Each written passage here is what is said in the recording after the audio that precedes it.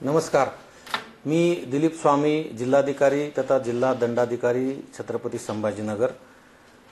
आपल्या जिल्ह्यामध्ये सर्वत्र शांतता आहे, सुव्यवस्था आहे, कुठलीही काळजी करण्याचं काही कारण नाही आहे।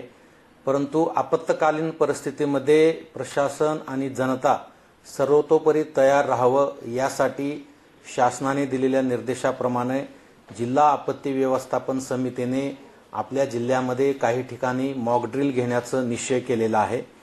त्यामध्ये आज दिनांक 10 मे रोजी ग्रामीण भागामध्ये पैठण येथे मॉक ड्रिल सायंकाळच्या वेळेस संपन्न होणार आहे।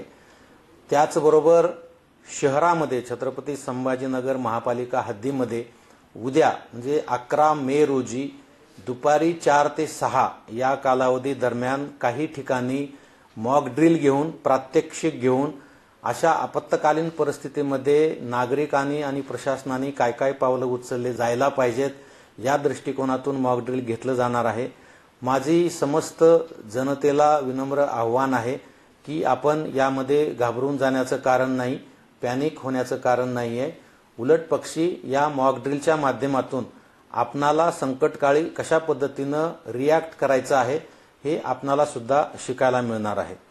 उद्या शहरासोबतच ग्रामीण भागामध्ये सुद्धा वेरूळ येथे आणि अजंठा येथे या ठिकाणी सुद्धा मॉक ड्रिल होणार आहे। तेव्हा आपण सर्वांनी सतर्क राहावं आणि या मॉक ड्रिलला सहकार्य करावं। कोणीही घाबरून जाऊ नये, कोणी पॅनिक होऊ नये आणि कोणीही या संदर्भात अफवा पसरू नये अशी माझी आपणा सर्वांना विनंती आहे।